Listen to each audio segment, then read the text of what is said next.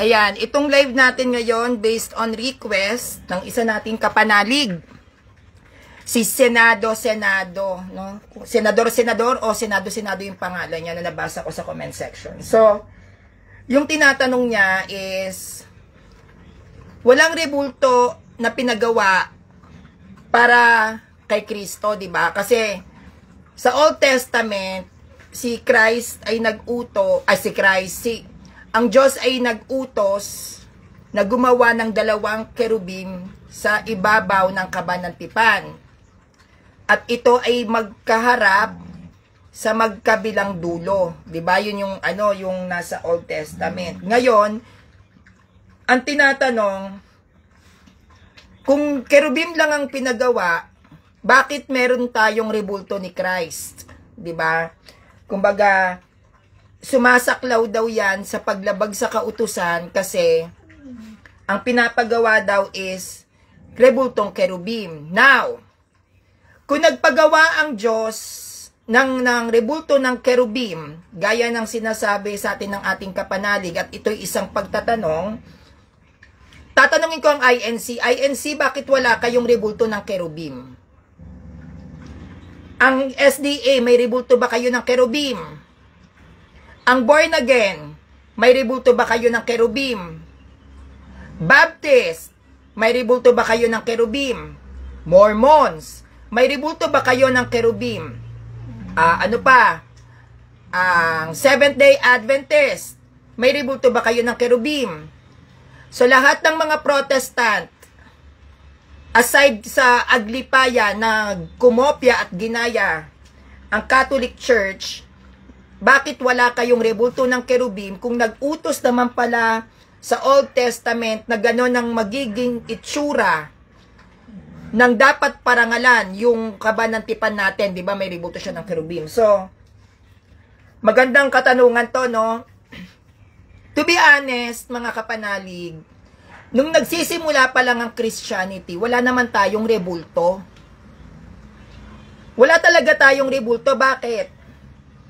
Kasi kapag ang Catholic Church, during the times ng mga apostles, ay gumawa ng rebulto, mamamatay sila ng maaga. Tinatago nga nila di ba? Yung pagiging Kristiyanong Katoliko nila, tinatago nga nila. So, hindi sila pwedeng maglantad. Ultimo yung misa noon, pataguyan. Para silang mga NPA, para silang mga bandits o mga bandido. No, sila ay nagtatago sa mga kuweba, sa yungib, sa mga liblib na lugar. Doon sila nagpupulong, which is nagkaroon ng prayer meeting na tawag natin. Doon nila sinasagawa ang banal na hapunan, which is misa naman sa atin. Doon sila nag-sharing ng mga gospel, or kung sino yung mga napuntahan nilang lugar at na-convert na mga pagano, nagtatago ngayon sila. So, sa pagsibol ng Catholicism, under ng religion ng Christianity, wala po talaga tayong rebulto. Ang ating mga sinaunang Kristiyano, nung panahong hindi pa nag-e-exist, ang mga sacred images ng Catholic Church, katulad ng rebulto na yan, ang ginagawa ng mga apostles, even the early Christians during that time, yung pinupuntahan nilang mga yungib, yung pinupuntahan nilang mga catacombs na tinatawag, o katakomba. Pag sinabing katakomba, ito ay lugar na kung saan, ito ay lugar na kung saan doon sila nagdadaos ng kanilang pagsasagawa pagdating sa kanilang faith bilang mga Katolikong Kristiyano, no? That time, nung sila, shout out kay Kuya Jim Bongalos, no? Shout out sa iyo, no? So, nagtatago sila doon. Ang ginagawa nila, gumuguhit sila ng mga banal na larawan. Hindi pa rebulto nun, kundi nagdo-drawing sila. Kaya kung titignan ninyo ang Jerusalem, yung mga pinagtaguan ng mga apostles doon, may mga pinta, may mga guhit. Bakit? Isang malaking katanungan, bakit nga ba Sanrio? 'Di ba? Nag-utos ba si Christ na, oy, apostles, iguhit mo yung mukha ko? Apostles, iguhit nyo yung mukha ni Maria. Apostles, iguhit niyo ang mga anghel kapag kayo ay nasa mga catacombs na yan. Meron bang sinabi? Wala. Bakit nga ba may pagpipinta? Wala, hindi tayo nag-start sa rebulto. Nag-start tayo sa pagpipinta. So bakit nga ba may pagpipinta, Sanrio? Kasi kapag nagtitipon-tipon yung mga Kristiyano para isagawa ang ritual ng banal na misa o mag-sharing sila kung sino yung mga naakay nila, ganyan sila eh. Minsan dyan din sila nagtatalo-talo. So, para maituro nila ng maayos sa mga nako-convert nilang pagano, iginuguhit nila yung muka ni Blessed Virgin Mary. O eto ang ina ng ating simbahan, ganito ang itsura niyan. Ito ay ayon sa nakita ng mga mata ko, iguguhit nila yan. Itong pagguhit na to, sa mga dingding ng mga catacombs, pagguhit, pagpipinta, sa dingding ng mga yungib ng mga kuweba, yan ay naipasa-pasa. Siyempre nagtuturo kasi kalimitan sa mga pagano during that time, no read, no write. Mayayaman lang ang pwedeng mag-aral, mga inday. Hindi lahat ng pagano ay nakapag-aral. So paano nga naman nila ituturo yung faith? Kasi yung way ng pagano, masyadong malakas. Yung way ng mga pagano noon ay tinuturo nila ang kanilang paniniwala base sa kasaysayan sa pamamagitan ng mga larawan. Ito ang ating Diyos-Diyosang si Artemis, ganito ang itsura niyan, or may espada tong hawak, may lobong hawak, may mga simbolismo. Ang rebulto ng mga pagano, at ito yung pamamaraan nila ng pagtuturo sa mga kaanib nilang pagano para maintindihan ang kanilang pinaniniwalaan. So dahil no read, no write, usually, ang mga paganong nako-convert ng mga early Christians, nagkaroon yan ng pagtatanong. Ano bang itsura ni Maria? Ano ba itsura ni Christ? Sino ba yan? Bakit may Christ? Siyempre, pagano ka first time mong marinig diba? Tas naging Kristiyano ka. So, ginuguhit nila yan doon sa dingding. Eto si Christ. Iguguhit nila at kinikwento nila because during that time wala pang Bible, ha?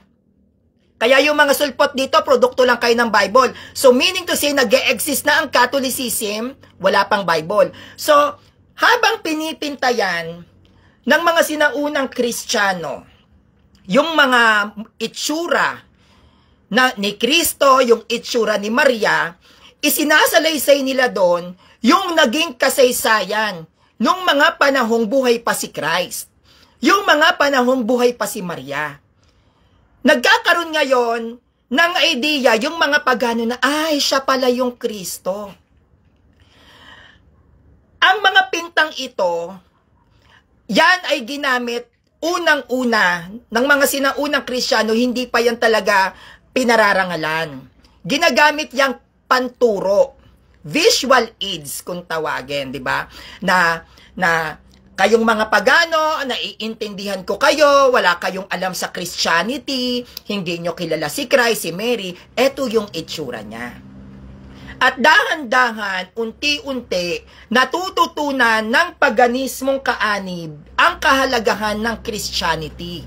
Na ang Christianity ay true religion.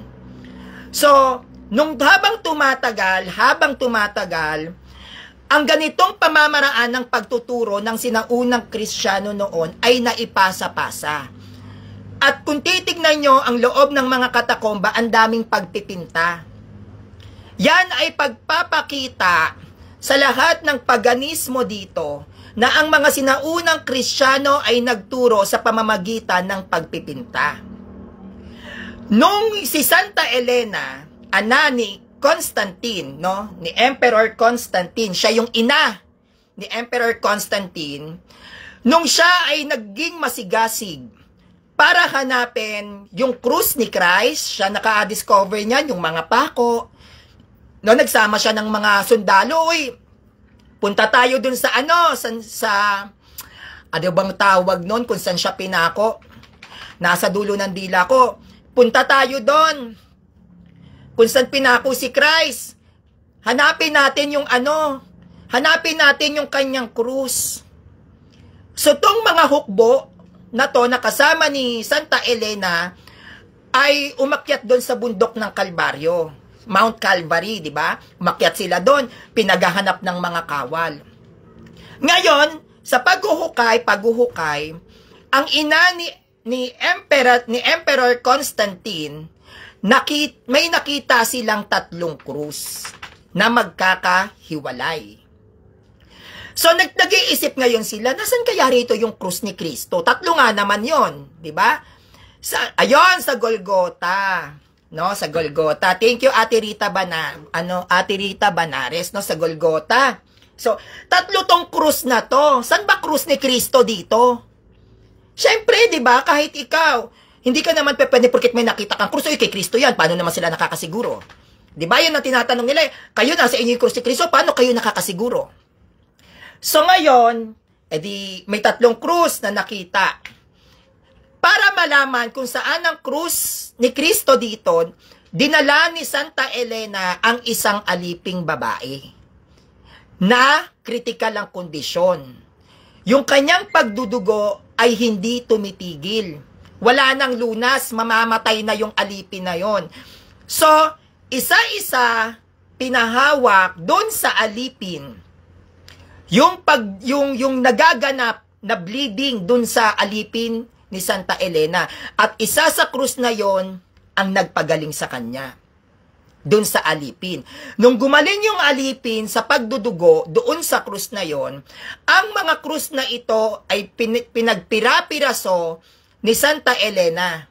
Ibinigay niya sa kanyang anak yung kapiraso ay sa kanya, at yung ibang bahagi nito ay isinurrender niya sa ating Santo Papa. Kasi that time, nung umiiral si Constantine, may pope nang umiiral. Kaya hindi tayo pwedeng maging founder ni Constantine. Kasi nung si Constantine ay nabuhay, may Santo Papa na tayo. 'Di ba? So malabong si Constantine ang founder kasi nauna ang pope, nauna ang papacy kesa kay Constantine. So, nung ito ay pinirapiraso at ibinigay ni Santa Elena yung kapirasong krus ni Kristo, no? Poon Nazareno, viva, Pit Senyor, di ba? Ibinigay niya sa anak niya. Magkakaroon ng gera si Emperor Constantine. At yung gera na kakaharapin ni Emperor Constantine, napaka-imposibleng talunin.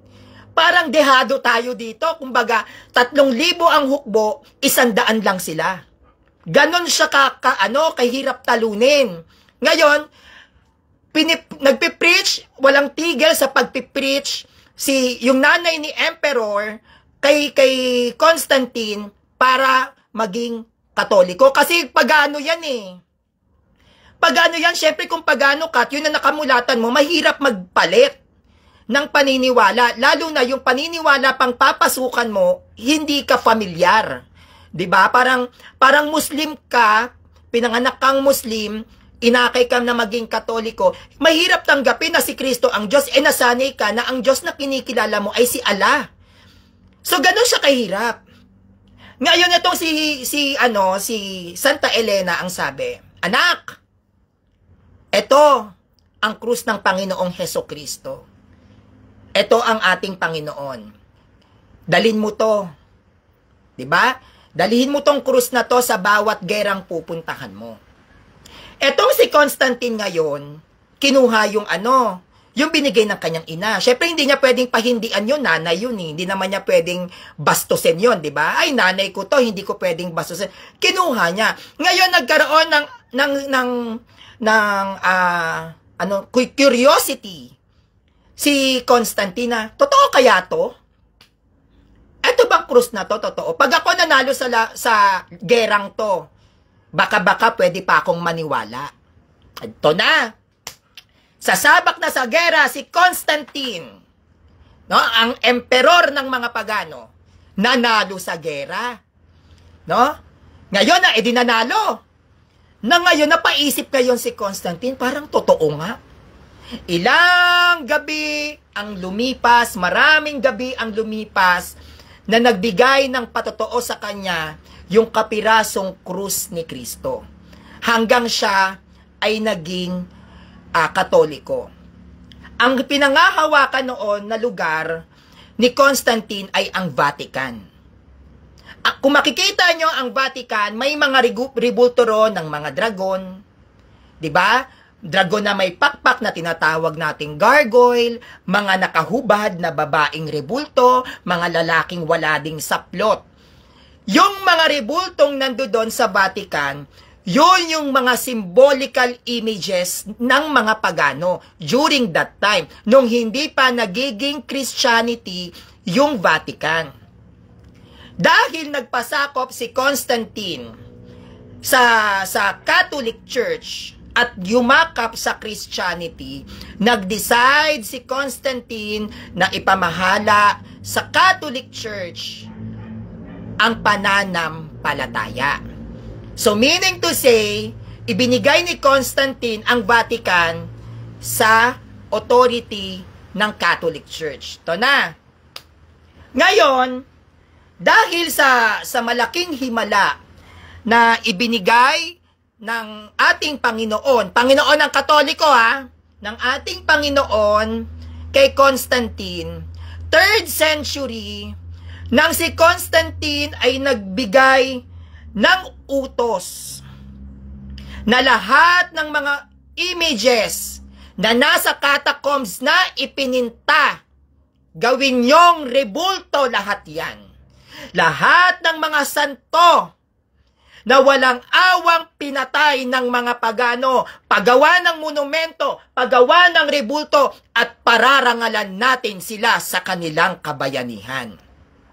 At dahil sa matinding kautusan ni Constantine, pagdating sa mga sagradong larawan, including Christ, na paggawan ito, agad-agad binigyan ng aksyon ng simbahan na ang bawat sulok ng Vatican ay may sacred images. Nung naitatag na yung iba't ibang mga sacred images galing sa pinta mismo ng mga sinaunang Kristiyanong wala pang Bibliyang nabubuo, ito ay sama-samang pinarangalan. Pinarangalan bilang pasasalamat, pinarangalan para saluduhan katulad ng rebulto ni Rizal, pinarangalan para ipakita na ang mga rebultong ito ay may malaking naging ambag sa pananampalataya ng mga kaanib ng Iglesia Katolika. At habang ang mga rebultong ito ay ginagawa upang ikalat sa loob ng Roma, ito ay ginamit ng mga sinaunang Kristiyano bilang pagtuturo. Inireveal ng mga sinaunang Kristiyano, which is sa mga paganong kaanib na naninirahan sa Roma, na dito kami nagtatago noon sa mga katakomba. Kaya nung ito ay nabuksan at nasaksihan ng maraming pagano na naging Kristiyano, ang mga katakomba noon, ang mga katakomba noon, yan ay pinuntahan nila at doon sila nagsasagawa ng banal na misa, ng pagtuturo na tinatawag nating katekisis. Ngayon, nung naaprubahan na at marami ng rebulto, nagbigay ulit ng panibagong ideya si Constantine. Bakit hindi kayo gumawa ng sarili ninyong aklat? Bakit hindi nyo sipiin ang lahat ng mga naging sulat ng mga sinaunang Kristiyano at gawin nating aklat? Nang sa gayon ay maintindihan ng iba pang mga pagano ang katuruan ng ating simbahan. Kaya po na-compiled ang Bible. Hindi po kasi pwedeng ma-compiled ang Bible sa loob ng Roma kung wala yang abiso kay Constantine kasi siya yung emperor doon. Hindi tayo pwedeng magsimula sa rebulto at magtayo ka ng rebulto sa Vatican kung wala tayong approval kay Constantine kasi bayan niya yon. Hindi tayo pwedeng magbida-bida. Ngayon, dahil umanib si Constantine sa pananampalatayang Katoliko, ang mga rebultong ito ay kanyang ikinalat. Nung ito ay lumaganap sa iba't ibang bayan, no, lumaganap na yan, kumalat sa madaling salita, yung mga kapagano na kinamulatan nila na paniniwala, nag-utos si Constantine na ang sino man na mananatili bilang isang pagano ay sesentensyahan ng kamatayan. Kaya sa takot ng mga pagano noon, wala pang Protestant sa takot ng mga pagano na naku, papatayin tayo ni Constantine, kailangan nating maging Kristiyano. Nag-Kristiyano sila. At unti-unti lumaganap ang Christianity. Kaya napakalabo, nasasabihin nila na Diyos-Diyosan natin ang rebulto. Masasabi natin Diyos-Diyosan ang rebulto at ito ay sinasamba natin bilang Diyos kung naunang nag-exist ang rebulto natin kaysa sa simbahan. Hindi ba? Meron na po tayong simbahan. Minamartir na ang mga apostol during that time. Maging ang mga disciples nila, minamartir na during that time, wala pa tayong rebulto. Ang tanging meron lamang po tayo noon, pinta. Kaya kung titignan nyo yung bayan ng Jerusalem, ang daming paintings. Diba? Bakit nga ba ang daming paintings? Kasi nagtuturo sila. Kaya yung mga images natin na yan, ginamit yan na pagtuturo. Pitinuruan nila yung mga no-read, no-write na pagano. Na, hindi ka marunong. Siyempre, di naman lahat marunong magbasa, di ba? That time, ang mahal pa ng papel. Yung papyrus, mahal yan kasi inaangkat yan sa ibang bansa. So, kung gusto mong matutong magbasa, kung gusto mong matutong magsulat, dapat mayaman ka. Pero, dahil ang mga trabaho noon, sa panahon ng mga alagad, pangingisda, pagsasaka, siguro mga construction worker, yun yung mga trabaho noon. Wala silang time para mag-aral. Ang mga alam lang nila, gera, maging sundalo ka. Yan, ganyan ang panahon noon. Kaya, dahil no-read, no-write sila, paano mo nga naman ipapakilala si Christ? Hindi naman siya ganon kadaling ituro kung salita lang ang puhunan mo eh. Mas madali nating maiintindihan ng aral kung meron kang nakikita. Hindi ba? Halimbawa, habang ako nagsasalita, sabihin ko sa inyo, eto ang poong Nazareno. 'Di ba? Pag nakikita nyo siya, at habang inilalarawan ko, yung kasaysayan ng poong Nazareno, nagkakaroon na kayo ng vision na ganito pala yung nangyari. Ganito pala yung Nazareno, ito pala yung itsura. Hindi na naghihirapan pang magturo ang mga early Christians kung gagamit sila ng object. Kaya hindi po yan ginamit bilang Diyos-Diyosan. Bukod sa pagpaparangal sa mga rebulto natin, yan ay ginagamit din sa pagtuturo. Kung gusto nyong magturo, sino nakakalam ng Divine Mercy rito? Ang Divine Mercy, yan ay nagpakita kay Saint Faustina. Pwede nyo bang ilarawan na meron siyang halo? May puti at saka may pula. Mahirap. So, magiging madali ang pagtuturo natin sa Divine Mercy kung magpapakita kayo ng picture ni Divine Mercy. Diba? So, sa madaling salita, ginamit siya sa pagtuturo. Now, 2 kerubim lang naman pala ang rebultong ginawa o pinagawa ng Diyos. Bakit ba tayo may mga rebulto? Utos ba ng Diyos yan? Diba? Utos ba ng Diyos yan? Hindi utos ng Diyos na gumawa tayo ng rebulto ni Christ. Tama. Hindi utos ng Diyos. But, sa Old Testament, may mga pinatay doon na kinikilalang mga naging bayani na pinatay ng mga pagano para sa Diyos. Sila yung mga propeta na ipinaglalaban ang katuruan ng Ama, pero sa kasamaang palad, minartir din. Nung pinatatanggal kay Josue, if I was not mistaken, Josue, yung mga rebulto, gibain lahat ang mga rebulto ng Diyos-Diyosan dyan, sabi ng Ama. Sabi naman nung 4 na lalaki, Ama, sabi nung Ama, ipagiba lahat ang rebulto dyan, mga rebulto ng Diyos-Diyosan, tibagin, basagin, hindi yan Diyos. Diba? Ngayon, sabi nung ama sa mga kabataan, sa mga lalaki, ano yung monumentong nakikita ko na yun? Ano yon? Nagsalita ngayon sila, Ama, ayan po ay monumento ng mga pinatay at nanatiling tapat sa'yo. Diyan namin sila nilibing sa ilalim ng monumento na yan. Anong sabi nung ama? Gibain ang lahat ng rebulto maliban sa monumentong yan.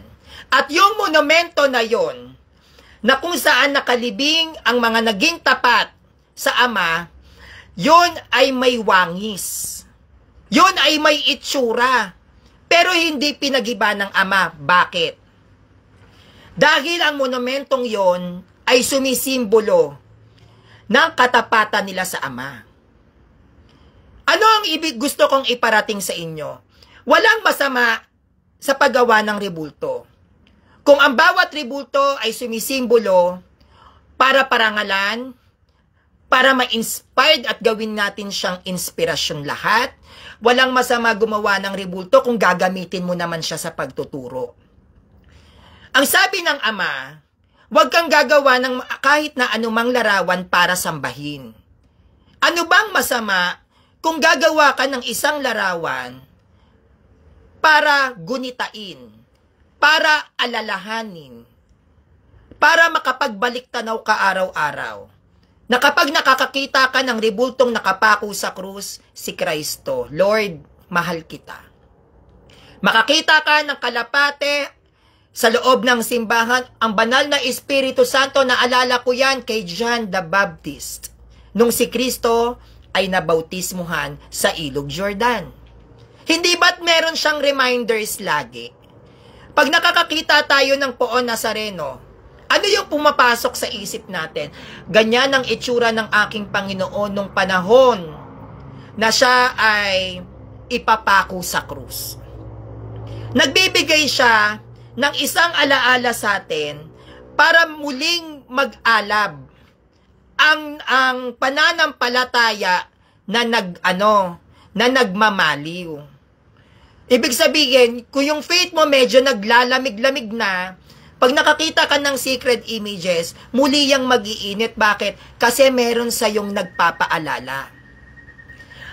At ang kahalagahan pa ng rebulto ng ating simbahan, hindi naman kasi lahat tayo ay nagpapaalalahanan. Diba? Sabihin na natin ang totoo. Kahit tayo, mga CFD, yung iba dito ay aral, hindi tayo laging nagpapaalaala sa kapwa natin na, brother, nagdasal ka na ba? Brother, may awa ang Diyos. Hindi lahat ng tao ganun. At minsan, yung mga pagpapaalaala natin na dapat ginagawa nating mga mananampalataya sa kapwa natin, yung gumagawa na niyan yung mga images. Yung mga sacred images. Bakit din tayo may sacred images? Ano rin ba yung kahalagahan nito? Sa Old Testament, nagpagawa ang ama ng tansong ahas na ni Moises, 'di ba, tungkod. Ano ang nangyari dun sa tansong ahas na tungkod? Hindi ba lahat ng matutuklaw ng tanso na 'yon? Yan ay pagpapakilala na parang hindi ka yata malalason, 'di ba? Panahon ni Moises. So, yung tungkod ni Moises na 'yon na merong ahas, 'yon ang ginawang daluyan ng ama ng kanyang himala. Hindi pa pwedeng mag-direct to tao ang ama, mamamatay tayo. Hindi naman pwede na yung kapangyarihan ng ama ibigay sa'yo, edi namatay ka. Lalo na't kapag hindi ka naman talaga 100% banal. So, pinapadaan ng ama ang kanyang kapangyarihan sa pamamagitan ng tungkod. Ang tungkod na to ang naging dahilan kung bakit nahati ang dagat para makatakas ang mga Israelita sa pagkakaalipin sa Ehipto. Ang tungkod ang responsable kung bakit naging dugo ang ilog. Ilog dun sa Egypt, 'di ba? Red Sea yata yung tawag doon. No, naging dugo 'yon dahil sa tungkod. So yung tungkod ba na 'yon ang gumagawa ng himala? Hindi. Kundi yung kapangyarihan ng ama during that time na dumadaloy dun sa tungkod. Dito tayo sa ating mga rebulto. Ano ba yung naging kahalagahan ng ating rebulto sa ating mga mananampalataya? Ang mga rebulto ng simbahang Katoliko, bagamat ito ay nagpapakita na ang sinisimbolo niyan ay kabanalan, yan din ay ginagamit ng Panginoon na daluyan ng kanyang mga himala. Maraming napagaling ang image ng Poong Nazareno sa pamamagitan ng kapangyarihan ng Diyos. Maraming himala ang nagawa ang Santo Niño sa pamamagitan ng kapangyarihan ng Diyos. Ginagamit niyang daluyan ng kanyang himala ang mga banal na gamit. 'Di ba? Ang tubig nagagawang alak. Si Apostol Pablo, anong nangyari kay Apostol Pablo? Kapag may mga sakit, binibigay niya yung panyo, ibigay mo dun sa may sakit. Si Christ, nung hawakan ng kanyang balabal ng isang babae na walang tigil at patid ang pagdurugo, gumaling. Maging ang mga kasuotan natin, yan ay nagiging instrumento ng Diyos para dyan pagdaluyin ang mga himala. Kaya ang mga relics natin, di ba, may mga buto, may mga damit ng mga santo, ine-expose sa simbahan, buhok, na ang iniisip ng mga protestanting ito, sinasamba natin yan. Hindi.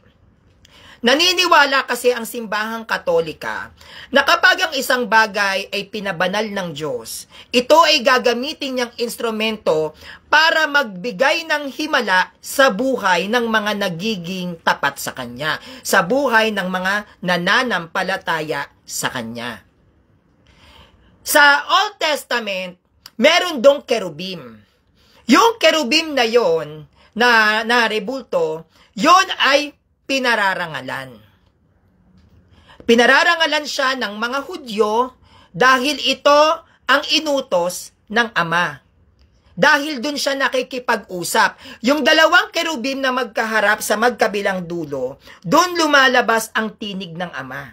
Kaya yung ano niyan, yung kabanantipan, hindi mo pwedeng puntahan yan basta-basta, mamamatay ka. Kaya sa panahon ng mga paano ba sabihin, saserdote, sa panahon ng Ama, may mga tali yan. Halimbawa, magkakaroon na tayo ng pagtitipon-tipon sa templo. Isama ang lahat. Siyempre, pupunta lahat ng mga Israelita doon. Ngayon, mag-aalay na, magkakaroon tayo ng pag-aalay, magsasagawa tayo ng pag-aalay. Yung mga saserdote, papasok na doon. Meron silang mga tali sa bewang. Hanggang sa makarating sila doon sa kabanantipan. Magbibilang ng araw ang mga saserdote, kasi may punong saserdote, may saserdote lang. So magbibilang sila ng araw. Pag 2 to 3 days, hindi pa lumalabas yung saserdoteng pumasok doon, ibig sabihin patay. So pag namatay yung saserdoteng nasa loob, ibig sabihin, hindi siya karapat-dapat pumasok. Kasi kapag haharap ka dun sa sa kabanantipan, dapat matuwid ka. Kaya ang gagawin dyan, hihilahin yan palabas. Hihilahin na lang sila, ay patay na. O next, sinong papasok? Palpak yung pag-aalay. Hindi tinanggap ng Ama yung nag-alay. So, hindi rin basta-basta maging saserdote sa panahon ng lumang tipan. Bagamat may rebulto ang kabanantipan, ito ay never sinamba ng mga Hudyo. Kahit ang mga Hudyo, may mga rebulto sila dyan nila Moises, nila David. May mga monumento sila ng mga propeta. Pero hindi nila yon sinasamba. Pagpapakita yon na sila ang naging mga bayani ng pananampalataya. Ganon din sa atin. Hindi masama kung ang lahat ng mga tao ay magkaroon ng kapistahan, gamit-gamit ang mga sagradong larawan. Dahil ang sacred images ng Catholic Church, ito ay nagre-remind sa ating simbahan ng pagiging Kristiyano natin. Ito ang nagre-remind sa ating simbahan ng mga naging kasaysayan ng ating Panginoong Hesus at ng mga santo at ng mga banal. Magiging masama ang pagtangkilik sa mga sacred images na to kung sasambahin mo bilang Diyos. Kaya nga yung mga Katoliko na naging INC, Katoliko na naging protestante, na nagkiklaim na ang rebulto ng Katoliko ay Diyos-Diyosan, baka nung Katoliko sila, sinasamba nila bilang Diyos ang rebulto. Lahat ng mga Katoliko na na-convert na para maging protestante, dating Katoliko, protestante, ngayon sinasabihan tayo, Diyos-Diyosan nyo, galing akong Katoliko, Diyos-Diyosan yung rebulto, sinasamba yan. Hindi natin kasalanan yon kung sinamba niya yung rebulto nung Katoliko pa siya bilang Diyos niya. Kasi tayong mga Katoliko, kung sasaliksikin natin ang aral, the church, the priest, the pope, never nagturo na Diyos ang rebulto. Yan ay mismong nasa ating mga aklat, the Catechism of the Catholic Church, CCC. Hindi po pwede na ipagpilitan nila na tayong mga Katoliko ay sumasamba sa rebulto bilang Diyos. Nasa libro natin yan mismo. At yung aklat na nag-i-state na ang rebulto is only for the veneration, yan ay binuo ni Pope Benedict XVI, Santo Papa ng Simbahang Katolika. Hindi nila pwedeng ipagpilitan ang isang aral na hindi naman natin aral. Tayo ang mas may nakakaalam kung ano ang aral ng ating simbahan. Huwag silang mas marunong pa sa atin. Tayo ang mas nakakaintindi, mas nakakaunawa kung ano ang tinuturo ng simbahan sa atin. Bakit nyo ipagpipilitan na ang mga rebulto ng Catholic Church ay sinasamba namin bilang Diyos? Katoliko ka ba? Hindi mo pa pwedeng ipagsiksikan yun sa amin. Kasi meron kaming katuruan dyan, meron kaming aral at meron yan mismo sa mga libro namin na hindi yan sinasamba bilang Diyos. Hindi nila yan pwedeng, hindi, mali kayo, Diyos-Diyosin yan, hindi nga. At ang makakapagbigay diin ng stand sa mga sacred images ng Catholic Church ay yung Katoliko lang. Bakit? Because the sacred images ng Catholic Church is only for the Catholic Church. So, sino ang makakapag-define ng sacred images ng Catholic Church? E di yung mga kaanib. Diba? Hindi kayo pwedeng mag-lecture ang mga Protestant na Diyos-Diyosan nyo ang rebulto. Bakit ka magla-lecture sa katuruan ng simbahang Katolika, hindi ka naman Katoliko? Maaari pa kaming mag-claim na ang isang rebulto ay Diyos-Diyosan kung ito ay i-declare ng Pope. Nasasabihin ng Pope, ang rebultong Nazareno, yan ay sambahin bilang Diyos. Pwede kaming pwede namin tanggapin yan. Yang sinasabi nyo, na sinasamba namin ang rebulto bilang Diyos. Pero kung kayo na Protestant, pilit nyong ipagsisiksikan sa amin na ang mga rebulto ng Katoliko ay tinuturing naming Diyos, mali kayo doon, aral namin yan eh. Kami ang nakakaalam kung anong stand ng sacred images. Hindi namin kasalanan at hindi ko kasalanan kung hindi ka nag-aral nung Katoliko ka pa. Hindi namin kasalanan at mas lalong hindi ko kasalanan kung inuna mong aralin ang Protestante kaysa sa pagiging Katoliko mo. Yan kasi yung mahirap. Diba? Naguguluhan ka sa aral ng Katoliko. Saan ka dapat magtanong? Hindi ba't sa Katoliko mismo? Pero saan kayo nagtanong? Sa INC. Ay, anong makukuha niyong sagot doon? Negatibo. Hindi ba? Kaya yung negatibo na sagot, doon sa tanong ninyo, regarding sa simbahang Katolika, inadapt nyo, pinaniwalaan nyo. Eh bakit kayo maniniwala sa katuruan ng INC o ng ibang protestante rito? Eh hindi naman yan Katoliko. Hindi ba't pag ikaw ay isang Katoliko, at ang katanungan mo ay patungkol sa iyong pananampalataya bilang Katoliko, saan ka ba dapat magtanong? Hindi ba't sa kapwa mo Katoliko? Parang ganito yan. Ang katanungan mo ay matematika. Tapos nagtanong ka sa English teacher. Hindi siya pwede. Hindi masasagot ng maayos ang tanong mo kung yung subject na itatanong mo ay hindi angkop dun sa guro. Dapat kung ano yung subject, yun yung guro na pagtatanungan mo para mas lalo mong maintindihan. Well, para sa akin bilang isang Katoliko, nung ako din ay naguguluhan sa katuruan ng simbahan, bagamat marami rin akong tanong, ang ginawa ko kasi bilang isang Katoliko, yung curiosity ko, hinanapan ko mismo ng sagot. Nag-aral ako. Dahil during that time, nung ako ay nagsisimula bilang isang CFD debater, walang sumasagot sa akin. Walang pumapansin sa akin, bakla eh. Mga magagaling ang mga Katoliko noon. Siyempre, parang ang tingin sa akin, hindi kita pag-aaksayahan ng panahon Sanrio.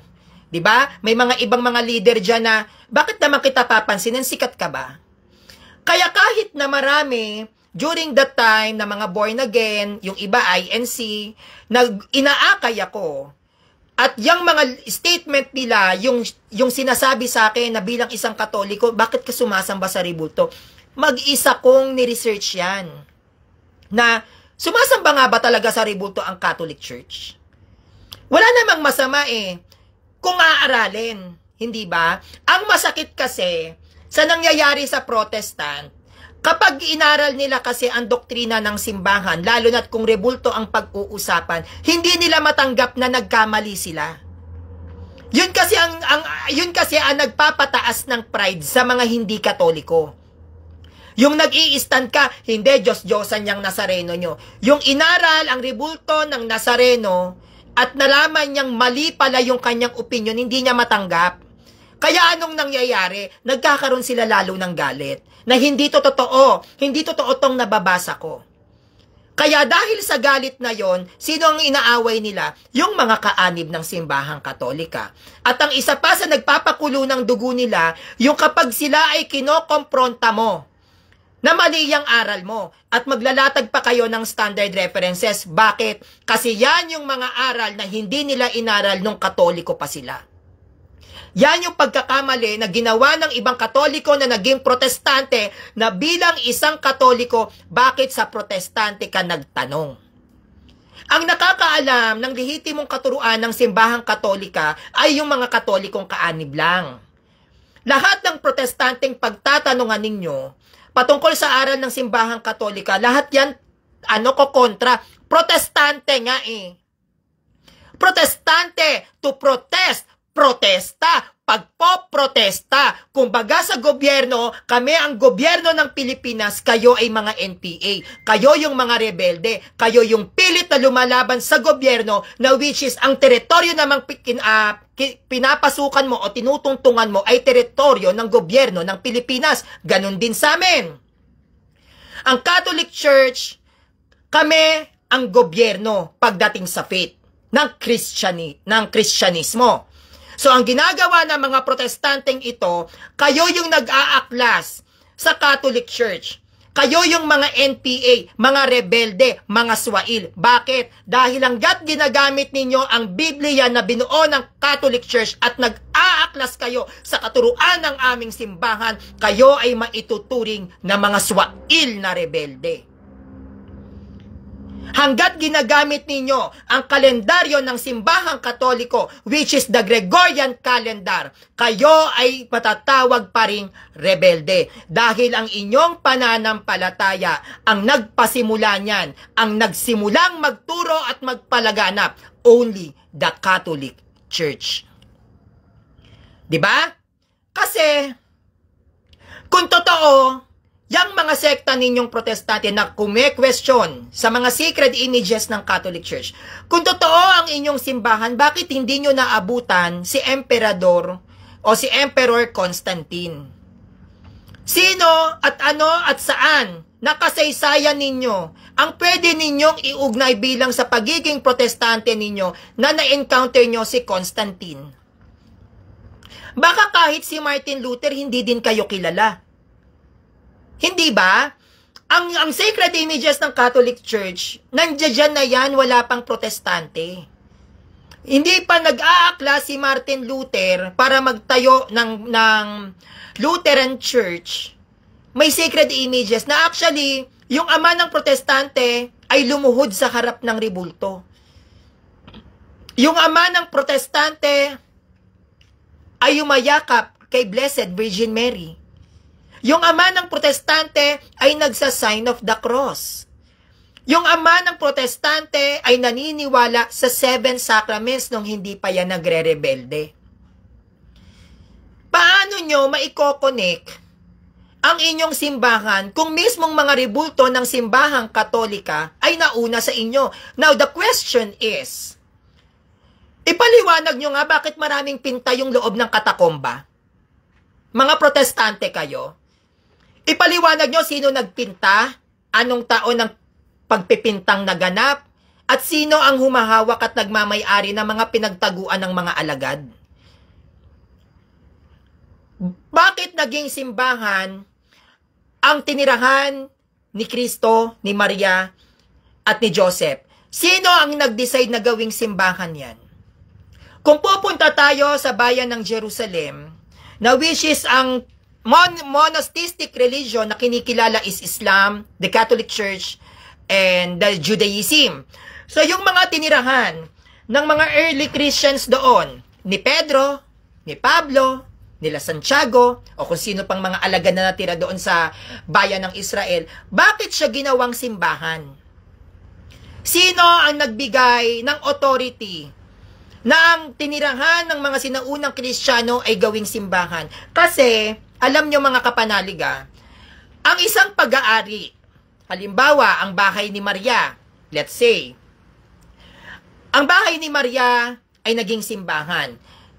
Ang tanging may karapatan lamang na gawing simbahan ang isang lugar ay yung nagmamay-ari. Hindi po ba? Halimbawa, bahay mo. Pwede ko bang gawing simbahan ang bahay mo kung hindi naman yan akin? Diba? Hindi pwede. Ngayon, yung tinirahan ni Maria, bakit naging simbahan? Sino, ano ang karapatan ng taong yon na gawin mong simbahan yung bahay ni Maria? Sa'yo ba yon? Diba? Pero naging simbahan siya. So, sino yung nag-utos na gawing simbahan yon? Yung nagmamay-ari. Sino ang nagmamay-ari? Catholic Church. Hindi po ba? At alam natin si Maria ay isa sa tauhan, kilalang tauhan na mababasa sa banal na kasulatan. Tayo ang may-ari. Tirahan ng Holy Family. Pag sabing Holy Family, Jejomar, Jesus, Joseph, Mary, ginawa ding simbahan. Sino ngayon ang nagbigay ng authority na maging simbahan ang tirahan ng banal na pamilya, banal na mag-anak? Yung may-ari. Diba? Hindi, like what I've said, hindi ka pwedeng mag-declare na ganito yung gusto mong mangyari kung hindi sa'yo yon.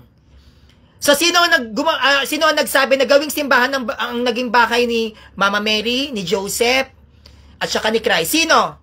The Catholic Church. Bakit? Kasi tatag ni Christ. Kaya lahat ng pag-aari ni Christ ay pag-aari ng simbahan. Bakit? Dahil ang simbahan ay pag-aari ni Kristo. Sa lugar ng Jerusalem, yung mga nagkalat doon na mga sacred images, yung mga pinta, nandoon din makikita yung if I was not mistaken, yung mukha ni Maria. Bakit hindi nila ipaliwanag? Bakit may paintings doon? During that time, nung nagpipinta-pinta sila sa mga catacombs, may Protestant na ba? Kailangan nilang tanungin ang kanilang mga sarili na sa panahon ba ng Jerusalem at nagpe-paintings, ayan na, patay na si Christ. Oh, bibigyan ko na lang kayo ng kahit papaano ng, paano ba sa Tagalog nun? Bibigyan ko na lang kayo ng medyo mababaw-babaw na lang. Yung panahong nagpipinta ang mga early Christians sa Jerusalem, may Protestant ba? Yung panahong nag-utos si Emperor Constantine, nagpagawa ng monumento ang mga banal. Kaya nga ang mga saints natin, may mga rebulto yan dahil yan sa authority, dahil yan sa utos din ni Constantine. May Protestant na ba?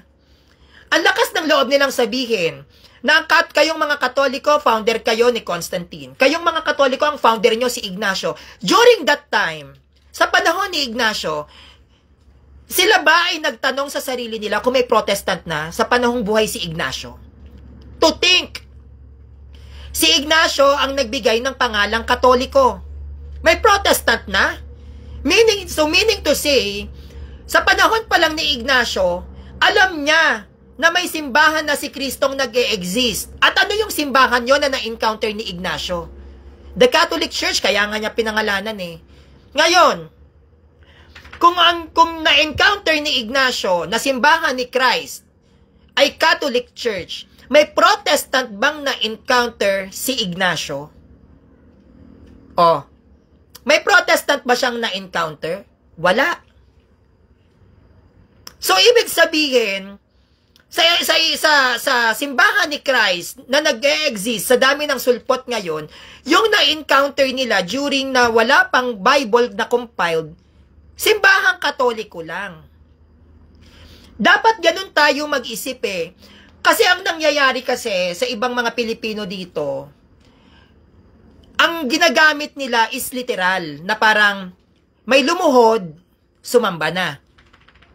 Pero hindi nila naisip na hindi naman lahat ng pagluhod ay pagsamba. Basta para sa kanila, pag lumuhod ka, sumamba ka na. Ganon sila mag-isip. Wala silang logical reasoning. Hindi sila marunong mag-observe. Bakit ba siya nakaluhod? Sana ganon. Bakit ka ba nakaluhod? Ano ba ang turo ng inyong simbahan sa pagluhod? Pero ang nangyayari sa ibang mga Pilipino, dahil lang sa nakaluhod, sumasamba to sa rebulto. Magsesekta na, magsusulpot na. Kaya naliligaw. 'Di ba?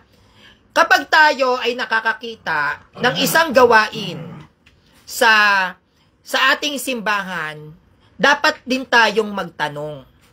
Kahit Katoliko ka at feeling mo yung tanong na yon ang naglilid sa'yo para hindi maniwala sa simbahan, you can ask a priest. Ngayon, may mga CFD na, you can ask sa CFD, bakit ganito, bakit ganyan. Ang mahalaga, yung duda mo, pagdating sa aral ng simbahan, ay nabigyang linaw at nabigyan ng tugon. Walang nakakahiya sa pagtatanong. Sa iba kasi, kapag ikaw ay nagtatanong, yan daw ay nagpapakita ng kahinaan na bobo ka. Yun sa iba, na parang, pag nagtanong ako, baka isipin nito sa akin, ang bobo ko naman. Hindi. Kapag ikaw ay nagtatanong, nagagather ka lang ng mga data, nagagather ka lang ng mga knowledge na kung saan hindi mo alam, para madagdagan. Siyempre, the more na nagtatanong ka, the more na dumadagdag yung kaalaman mo, dahil nababawasan yung mga katanungan mo. The more na marami kang tanong, the more na marami kang hindi alam. At para mabawasan yung mga bagay na hindi mo alam, you need to ask, bakit ganon? Bakit ganito? Hindi yung nagturo ang isang ministro, nagturo ang isang pastor, na Diyos-Diyosan ang rebulto. Hindi ka man lang nagtanong, totoo bang Diyos-Diyosan yan? Kailangan lagi kang babalanse. Kahit din sa akin, sa mga Protestant, no? Ang mga Catholic nagsasabi sa akin na Diyos nila si Manalo. Diyos ng INC si Felix Manalo. Pero nung tinanong ko naman, Diyos nyo ba si Felix Manalo? Hindi. 'Di ba? Kumbaga, hindi tayo ganoon katanga na maniwala lang ng basta-basta. Kasi meron tayong tinatawag na pagsusuri. Sinusuri rin natin kung ano rin ba yung stand o aral na kanilang kinakaaniban. At hindi din naman tayo basta-basta na naniniwala na may turo ang protestante ng ganito, not unless meron tayong pinangahawakan na references. Kaya lang nagiging matatag at lalong matapang ang mga Katolikos pagdating sa aming pananampalataya dahil malaking bagay ang nakukuhang referensya sa mga protestante. Meron kasing pinakikitang aklat, may pinakikitang pasugo, na kahit na sino ay hindi nyo yan pwedeng pamalian. Yan ang mahirap sa pagiging protestante. Kapag ang isang aral ninyo na hindi nyo naman talaga inaral, ay nalaman ninyong may ganun pala silang katuruan, hindi nyo yan madaling matanggap. Bakit? Kung nung Katoliko kayo ay tamad kayong mag-aral, tamad din kayo dyan sa pagiging protestante nyo. Dati kang Katoliko, hindi mo alam yung stand ng rebulto. Dati kang Katoliko, gumagawa ka ng isang bagay na hindi mo pala alam. So, syempre, anong mangyayari sa'yo nun, utu-utu ka. So kapag meron kang gagawin na isang bagay para sa iyong pinaniniwalaan, alamin mo bakit mo siya ginagawa. Ano ba yung turo na kinaaniban ko dito? Bakit kailangan namin tong gawin? Hindi lang tayo basta sunod lang ng sunod. Hindi lang tayo basta naniniwala na lang ng agad-agad. Kahit din naman sa ating simbahan, may mga ibang Katoliko na minsan, hindi rin nagiging accurate yung turo. May mga ibang Katoliko na yung katuruan ay iba sa turo mismo ng ating simbahan. Pero ganun pa man, kahit na ang pagnanais nila is makapagbigay din ng tugon sa may mga katanungan, dapat hindi rin tayo nakokontento doon. Kasi minsan may mga Katolikong nami-misinterpret ang aral ng ating simbahan. Di ba? Kaya nga nagkakaroon ng heresy. Yan yung tinatawag na heresy or heretiko. Sila yung mga tao na under ng Catholic Church pero ang tinuturo ay mali. 'Di ba? So dapat maging matalino tayo. Ang sacred images ng ating simbahan, kung hindi po yan umiral, kung hindi yan umusbong, hindi po magiging Kristiyano ang mga pagano. Ang mga sacred images ng Catholic Church ang sumira sa napakaraming rebulto ng mga pagano. Yung mga bayan na ang nagahari ay pagano, nung ito ay naging Kristiyanong bayan, pinagiba ng nagahari doon yung mga rebulto ng pagano at ipinalit ang mga sacred images ng Catholic Church. Kaya po madaling napalaganap ang turo at aral ng Catholic Church dahil sa mga rebulto natin. Dahil yan ay ginamit sa pagtuturo. Hindi lamang po yan ginagamit para parangalan, ginamit yan sa pang-aakay. Kaya din po yan pinoprosesyon sa iba't ibang mga bayan. Kung papansinin ninyo, bakit ba ang Nazareno pinoprosesyon? Bakit ba ang Santo Niño pinoprosesyon? Kasi ipinapakita sa lugar na yon na ang mga naninirahan dyan ay mga Kristiyanong Katoliko. Para i-remind sa lahat ng tao na nasa bayan na yon na ang Panginoon natin ang siyang naging instrumento para matanggap natin yung kaligtasan. Inire-remind yan sa isang bayan na ito ang ating Panginoon para hindi tayo makalimot. Kaya di ba kapag poon Nazareno, anong ginagawa ng ibang mga tao sa iba't ibang panig ng mundo, kahit sa iba't ibang panig ng bansa, pumupunta ng Quiapo. Nagre-remind, Nazareno na. Ano na ang Panginoon, ipoprosesyon na ang kanyang image. So, nire-remind sila. So, sila, bago magkaroon ng prosesyon, nagdodobina na. Yung mga sacred images na yan, tinuturuan tayong magnovina. Magnovina tayo bago dumating yung kapistangan, 9 days novena to. Diba? Yung mga sacred images ang nagiging dahilan kung bakit tayo nagnonovina. Halimbawa, rosary. Sasali ako sa Legion of Mary, Fatima, pinoprosesyon. After nung Fatima, pagpoprosesyon, anong ginagawa? Rosary. Napaparosary tayo, hindi ba? Marami siyang mga positibo na ibibigay sa bawat mananampalataya ang mga sacred images. Kahit ang mga sacred images nagbibigay ng himala sa pamamagitan ng kapangyarihan ng Diyos. May sakit yung anak ko sa puso, pag hawak ko sa Santo Niño, gumaling. Anong mangyayari? Magdedeboto ako kay Santo Niño. Salamat, Senyor Santo Niño, pinagaling nyo yung anak ko. Ang pakikipag-usap ba ng isang mananampalatayang Katoliko ay yung dun sa rebulto ng Santo Niño? Hindi, di ba? Meron ba tayong sinabi dito na statement na, salamat po sa rebultong Santo Niño, pinagaling ng rebultong itong anak ko. Pero anong sinasabi natin? Salamat po, Senyor Santo Niño. Pag sinabi mong Senyor Santo Niño, batang si Jesus ang kausap mo, hindi naman yung rebulto. Kasi ang tinatawag mo, Santo Niño, hindi ka nagtawag na, salamat sa rebulto ng Santo Niño, rebulto ng Santo Niño, pinagaling mong anak ko. Hindi. Bagkos ang sinasabi natin, salamat po, Senyor Santo Niño. Sino yung kausap natin? Yung rebulto ba? Hindi. Yung Santo Niño mismo. Pero bakit tayo humahawak sa rebulto? Dahil naniniwala tayo na ang rebultong ito ay mapaghimala, pagdadaluyin ng Diyos ng kanyang kapangyarihan sa imaheng ito na maaaring mag-manifest sa akin. Maaaring dumaloy sa akin na yung panalangin ko na matagal ko nang hinihiling sa Santo Niño, alam ko sa pamamagitan ng kanyang rebultong ito, maghihimala ang Panginoon sa akin. Sa pamamagitan. 'Di ba?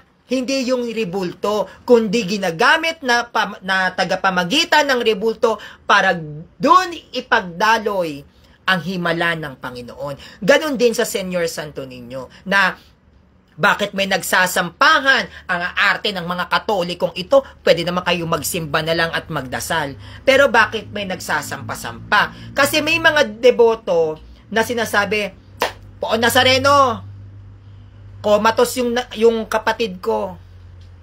Pero dahil naniniwala ako na maghihimala ka, hahawakan ko yung image mo. Sisikapin kong maabot ang karosa mo sa gitna ng kapistahang ito. Kaya lahat ng mga deboto ng Nazareno, kung bakit ganon sila ka-urge na mahaplos lamang ang image ni Nazareno is okay na sila. Kasi meron niyang mga hiling. May mga hinaing yan. Maaring yung iba, gusto nilang mahawakan bilang pagpapasalamat. May napagaling ang Poon Nazareno. Maaring naman yung iba, may malalim na pinanghuhugutan. Meron silang hinihiling.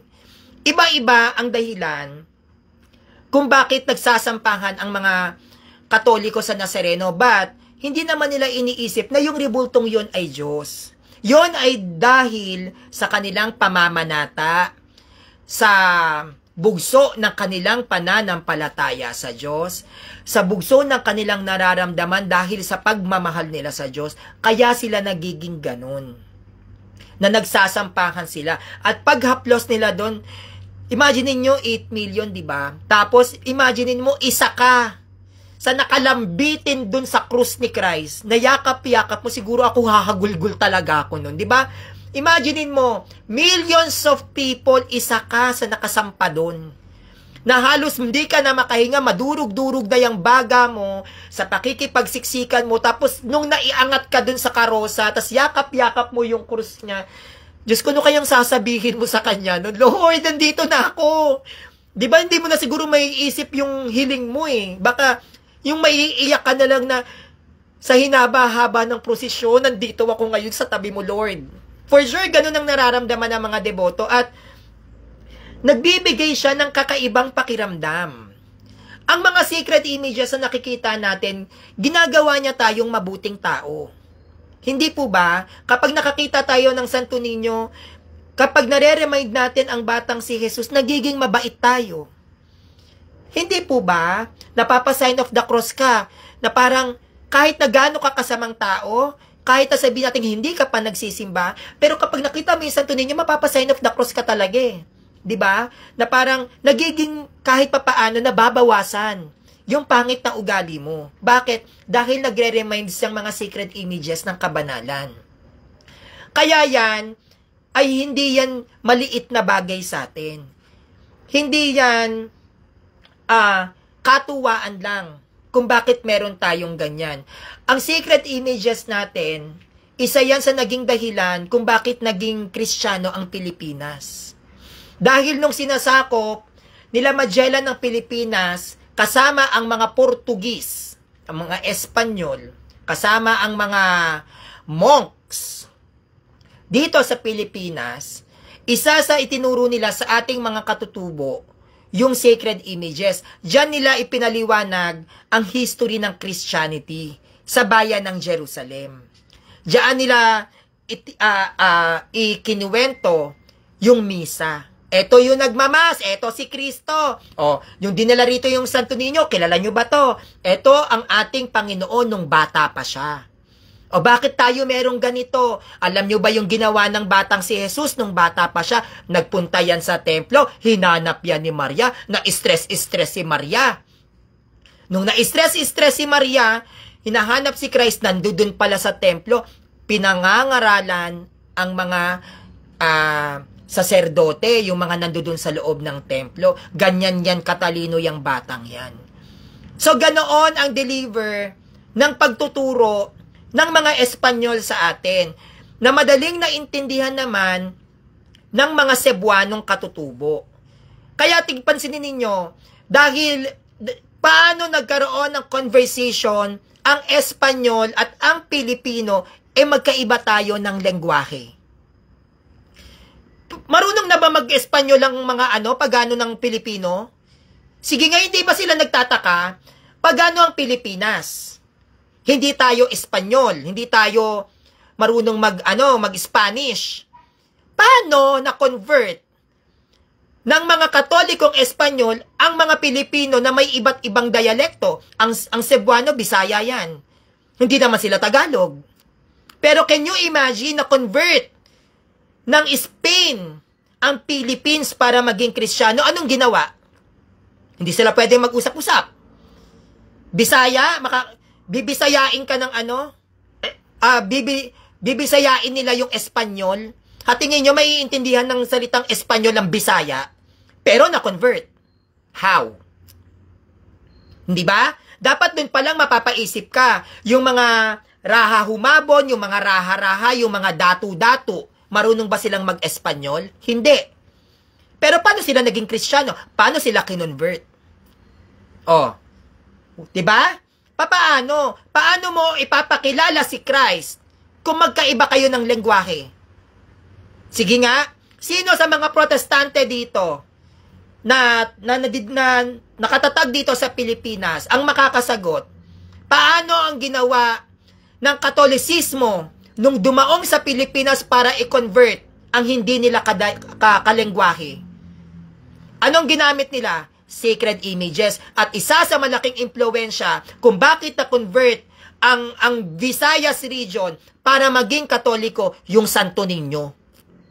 Image.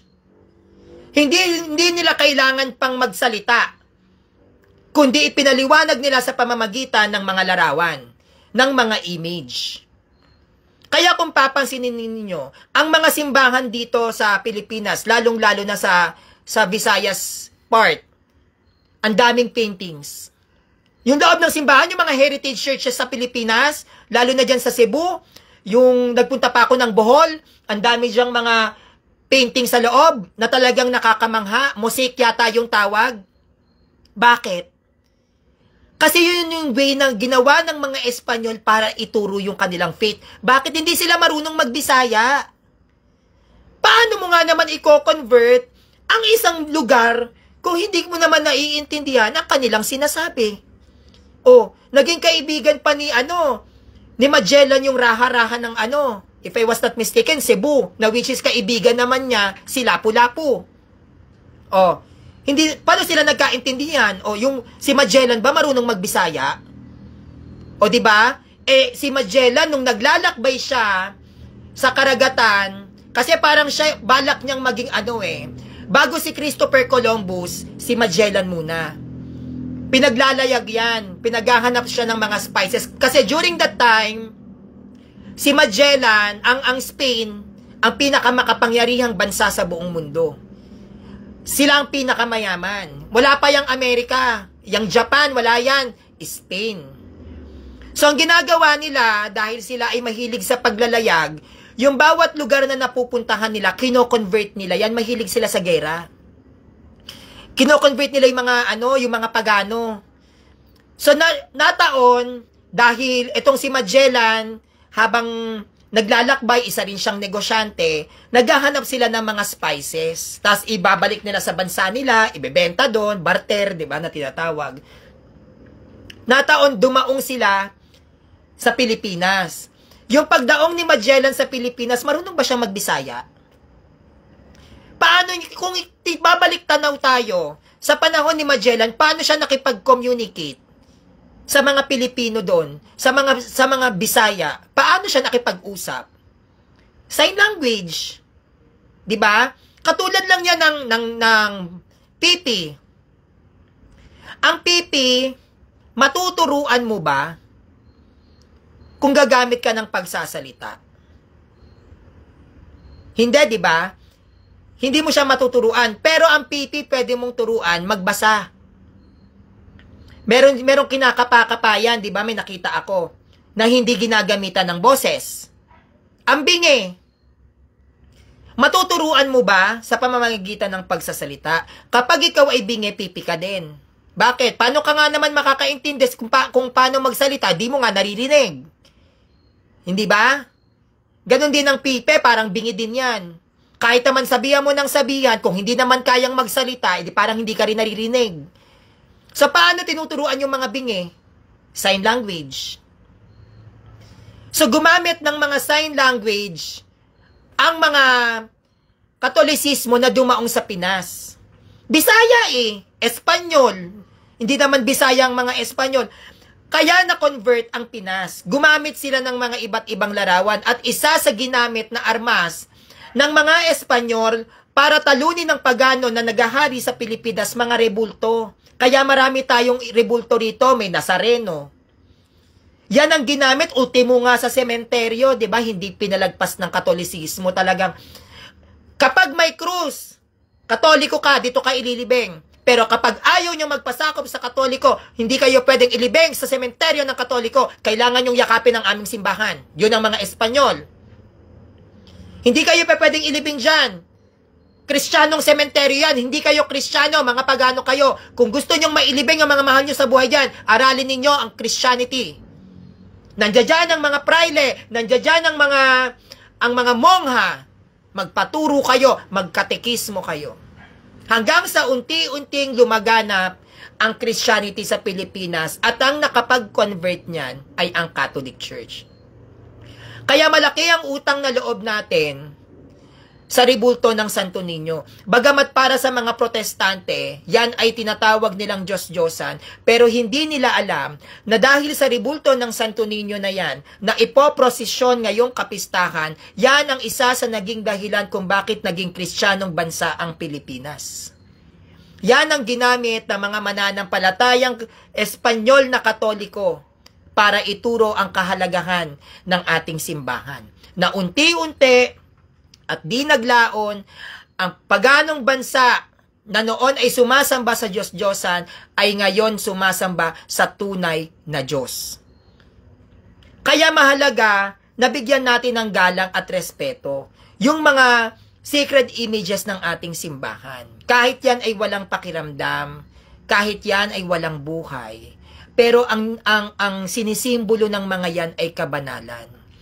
Kung nagagawa nating respetuhin ang bangkay na namatay na hindi naman banal, what more pa yung sumisimbolo sa kabanalan? Kung nagagawa nating igalang yung mga material na bagay na ibinibigay sa atin ng kaibigan, ng magulang, ng kapatid, ng kamag-anak, nabibigyan natin to ng pagpapahalaga, what more pa yung sinisimbolo ng sacred images natin? Kung nabibigyan natin ng pagpapahalaga ang larawan ng ating mga mahal sa buhay, kapatid, kaibigan, ano pa yung larawan ng mga banal na siyang naging instrumento para maging Kristiyano ka? Wala namang masama kung may rebulto tayo. Wala rin akong nakikitang masama kung ipinaparada siya sa pampublikong lugar. Kung ito naman ay nagdudulot ng magandang epekto sa mga nakakakita, bakit hindi? Hindi ba? Kapag ikaw ay napapaligiran ng mga taong mabubuti, magiging mabuti ka. Kapag ikaw ay napapaligiran ng mga taong masasama, maaari kang maging masama. Kapag ikaw ay namulat sa mga magnanakaw, maaari kang lumaking magnanakaw. Pag ikaw ay napapalibutan ng isang pamilya na laging nag-aaway, lalaki kang barumbado. Pero dahil sa pagnanais ng simbahang Katolika, na ang bawat Pilipino, hindi lang na Pilipino, kundi ng bawat tao, tayo ay mamulat sa grasya at pagmamahal ng ating Panginoon. Gusto niya tayong lumaki hanggang sa mamatay, na ang ating mga mata ay nakababad sa mga banal na bagay. Dahil para araw-araw, ito ang magre-remind sa atin na you have to do good. You have to be good. and you have to be holy. Because these images, they are representing holiness. These images, they do good before they die. Yun ang gusto ng simbahan natin, na mula sa paggising, kaya tayo may altar, gusto ng simbahan mamulat ka na may Diyos na nag-aabang sa'yo. Hanggang sa paglabas, pagpupunta ka ng simbahan, may mga rebulto, gusto ng simbahan na sa paglabas, maging sa paglabas mo ng bahay, naaalala mo ang Diyos, andyan ang mga rebulto. Hanggang sa kamatayan, sa pagluluksa mo, gusto ng simbahan na sa pinakamabigat at pinakamasakit na bahagi ng buhay mo ang mamatayan ka. Gusto ng Diyos na kasama mo ang Diyos sa pagluluksa mo, hindi ka nag-iisa.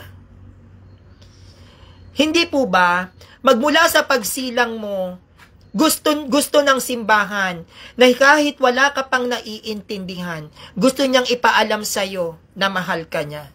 Bibigyan ka niya ng isang alaala sa pamamagitan ng pagbibinyag sa sanggol na ikaw kahit wala ka pang nalalaman, mahal ka ng Diyos at magiging Kristiyano ka. Na walang pinipiling edad, na walang pinipiling kasarian, walang inuuring pagkatao ang pagmamahal ng Diyos. Pagsilang mo pa lang, ang nais ng Diyos, gusto kong malaman mo, hindi mo pa ako kilala, hindi mo pa ako nakikita, pero mahal na mahal kita. At dahil sa pagmamahal na yan, babautismuhan kita sa ngalan ng Ama, ng Anak, at ng Espiritu Santo.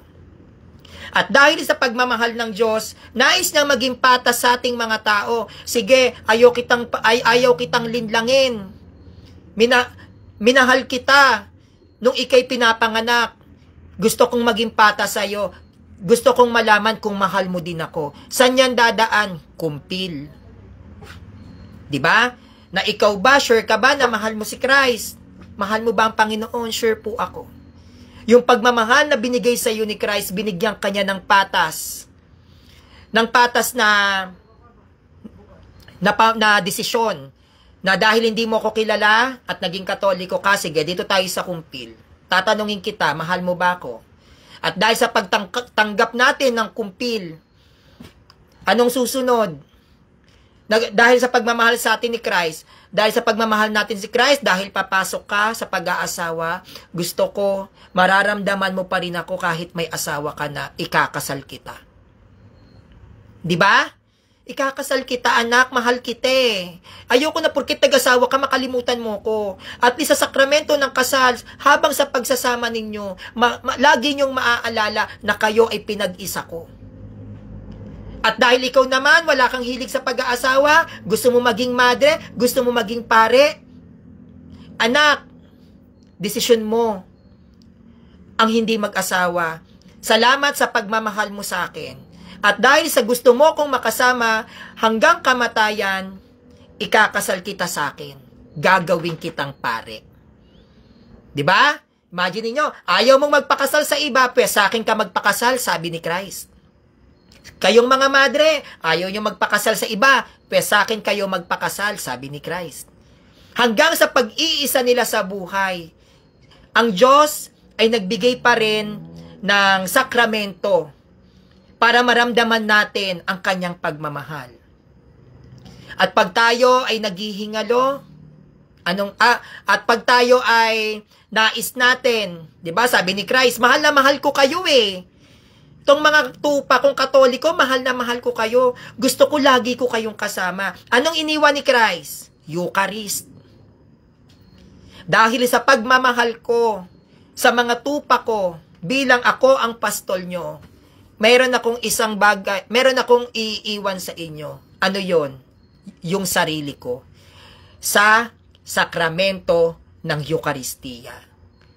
Pag mahal na mahal natin siya, at mahal na mahal din tayo ni Christ, kung kaya mo araw-araw tumanggap ng Eucharist, Lord, gusto kitang kasama mamaya. Eucharist. Lord, bukas, dadalawin kita ulit, ayoko mawala ka sa isip ko, Lord, gusto ko maging saint. Yung simba ka, tumanggap ka ng Eucharist. Pero sa bawat linggo, sa isang linggo na umiiral sa atin, which is 7 days, Ang gusto ni Lord, yung isang araw doon, ay bigay mo para sa Kanya. At yung pagbibigay na yon na nais nating makasama si Lord, na which is gusto niya rin naman tayong makasama, kasama mo siyang uuwi sa pamamagitan ng banal na Eucharistia. Now, ngayon, mahal na mahal natin si Lord kasi nagpapabanal ang Eucharist. Ngayon, ayaw ni Lord mapunta ka ng impyerno. Masama ang loob mo, hindi ka niya makausap. Nasa langit eh.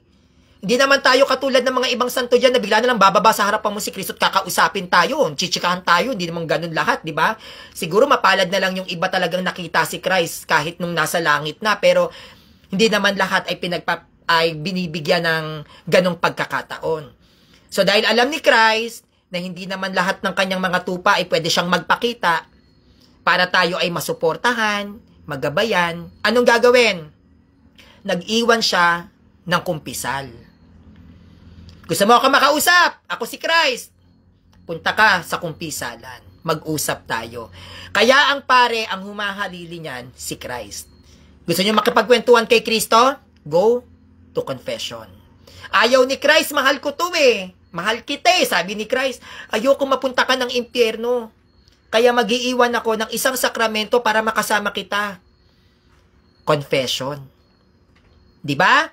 O ngayon, sa confession, ay nagkasakit ka. Siyempre, tumatanda tayo, di ba? Naku, tanda-tanda na natin, nagkasakit ka. Ang gusto ni Christ, mahabaan pa yung buhay mo, gumaling ka. Anong iniwan niya? Anointing of the sick. Anointing of the oil. Na sa pamamagitan ng banal na langis na ito, ng santo olyo na ito, ikaw ay gagaling. Maaaring espiritual, maaaring pisikal, maaaring emosyonal, maaaring mentalidad. Diba? Pagagalingin niya. Or, kung hindi man gumaling yung sakit natin, physically, at least ang spiritual natin ay karapat dapat nahaharap sa Kanya. At kapag tayo ay pumanaw, bago pa tayo lamunin ng lupa, tayo, nais ni Christ, na tayo ay bumisita pa rin sa Kanya. Hanggang sa ating kamatayan, papasok pa rin tayo ng simbahan dahil gusto ni Christ makita ka niya. Ganon niya tayo kamahal. Hanggang sa paglibing sa ilalim ng lupa, ang gusto ni Christ, ang puntod na paglalagyan mo, nandoon pa din siya.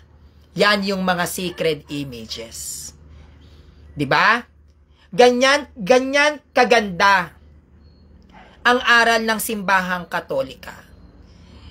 Na hindi yan alam ng karaniwang Katoliko dahil sa tamad silang mag-aral. Pero kung aaralin natin ang katuruan ng ating simbahan, mag-e-enjoy kayo sa pagiging Katoliko nyo. Doon nyo maiintindihan ang kahalagahan ng kabanalan.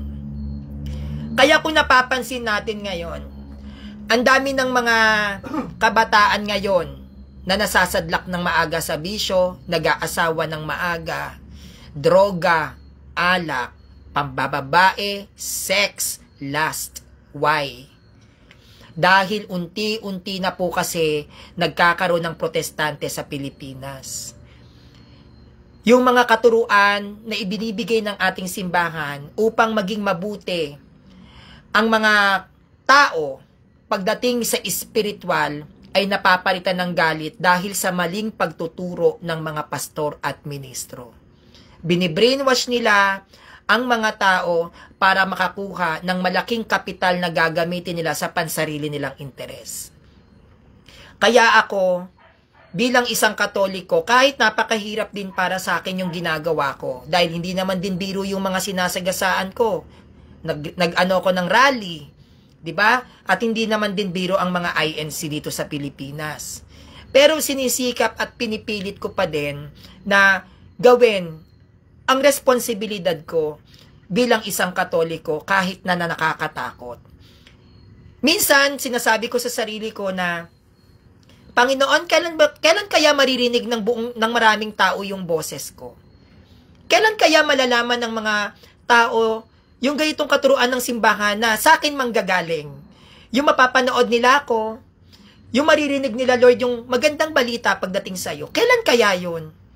Minsan naiinip ako, pero ang laging dumidikta sa isip ko na maaari kong matanggap yan pagpatay na ako. Yun yung lagi ko na lang sinasabi sa sarili ko na, ngayon, hindi ko pa nakikita yung bunga, kasi yan na sinasabi ko kay Lord, Lord, parang wala akong bunga. Hindi ko nakikita yung bunga ng ginagawa ko. Parang yung effort ko, parang napaka-ordinary lang. Para akong naglalaro. Parang walang kwenta. Yung ipinapakita ko para sa'yo. Dahil parang feeling ko, Lord, hindi siya namumunga. Pero, ang laging sinasabi ng puso ko, na hintayin mo, na maaari yung bunga mo, makikita mo pagpatay ka na. Maaaring hindi pa sa ngayon, maaaring hindi ko pa calling, or baka maaaring hindi ko pa kaya kapag dun niya ako nilagay sa lugar na yon. Baka ma-pressure ako lalo. Kaya, iniisip ko, siguro ang gusto lang ni Lord, antayin ko lang. Baka hindi ko pa siya panahon, o baka pag nilagay niya ako dun ngayon, hindi ko pala siya kaya. 'Di ba? Na parang yun na lang ang binibigay kong advice sa sarili ko. Kasi, minsan talagang napanghihinaan din ako ng loob na iniisip ko na, Lord, parang yung ako yung nape-pressure. Mahirap kasi, sa totoo lang mga kapanalig, sa iba sinasabi, ang swerte mo, sikat ka, kilala ka, pero hindi nyo po lang kasi napapansin, nakalimitan talaga kapag tinitignan ka ng maraming tao, ang mahirap dyan yung utak namin. Lahat ng komento na masasakit na sinasabi ng iba't ibang tao sa mga katulad ko na nagbablog, nagla-live, dinadala po namin yan hanggang sa pagtulog. Na dumarating kami sa part na nanginginig yung laman namin sa sobrang takot, nagse-self-pity kami, minsan mainit ang ulo namin, minsan yung mga iba ko pang mga kasama, pansinin nyo si Christian Ray Garcia, umiinom ng alak. Kapag open naman siya sa akin doon. Bakit? Ang hirap ng pressure. Napakahirap ng pressure, lalo na't kung may image ka pang i-maintain.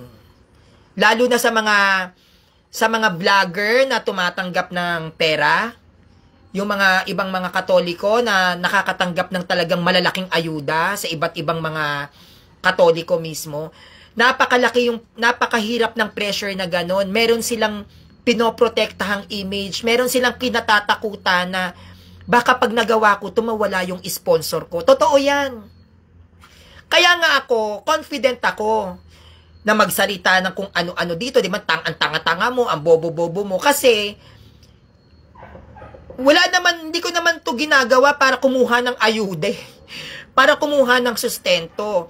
Ang pagkakaiba lang kasi, kung napapansin din ng iba, sinasabi sa akin na, Sanrio, kakaiba ang pagla-live mo kumpara sa ibang CFD. Hindi kasi ito pwedeng gawin ng mga CFD na sikat. Kasi pwede silang mawala ng sponsor. Pwede silang masita sa loob ng organizations nila. Syempre, yung ibang mga nagla-live dito, baka dito na lang din umaasa para kumain araw-araw. Dito na lang din umaasa para makabayad ng bahay, tubig, ilaw. Sa pagko-content nila, sa tulong din ng ibang mga Katolikong followers nila. Meron silang image. Hindi katulad ko kasi, hindi ko siya inaasa dito. Kumbaga, sige, kung may tutulong, salamat. Pero hindi ko to ginagawa dahil meron akong dapat asahan na ayuda. Hindi. Kaya nga, kahit na anong pilit sa akin na, Sanrio, i-monetize mo YouTube mo, Sanrio, i-monetize mo yung Facebook mo, ang lagi ko sinasabi, hindi. Ayoko. Kasi, hindi ko to trabaho. Kapag once na ang pangangailangan mo, inaasa mo na sa ganito, nagtrabaho mo na siya. Hindi na siya pagse-serve. Kapag ako nag-serve sa simbahan, ayoko nang may natatanggap na bayad. Kasi bayad na ako. Ang hirap-hirap mag-aral, tapos magpapabayad lang ako. Hello? 'Di ba? Ang hirap-hirap mag-research. Tapos papatapa lang ako ng pera para pagdating sa fit, pwede naman akong kumita sa pagtatrabahong iba. 'Di ba? Kaya sa akin, iba yung pamantayan ko talaga sa pagla-live. Ang pagla-live ko, wala akong image. Kaya 'di ba pansinin niyo kung sino-sino mga kaaway ko, minsan Katoliko, minsan INC, iba-iba, at confident ako kasi hindi ko inaasa ang kabuhayan ko sa ginagawa kong to. Ginagawa ko to kasi baka sakaling kahit papano gumaan-gaan naman yung mga kasalanang nagagawa ko.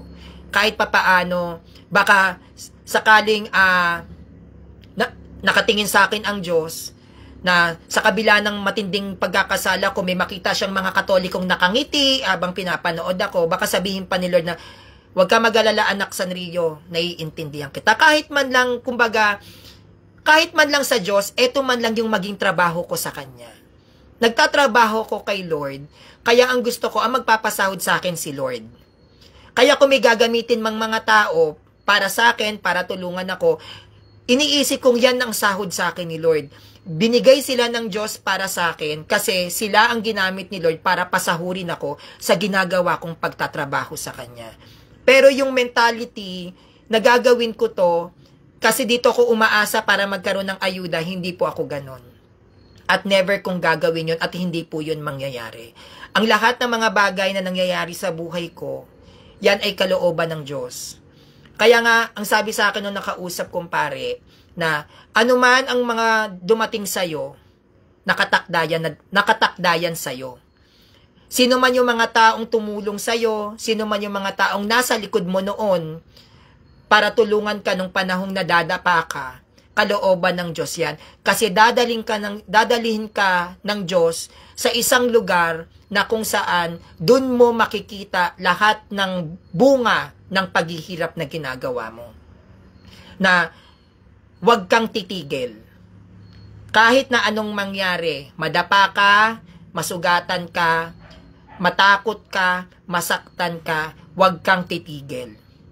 Dahil ang ganitong gawain natin sa simbahan, maparitan debater kayo o katulad kong nagla-live, hindi naman po yan para sa akin hindi naman po siya padamihan ng views.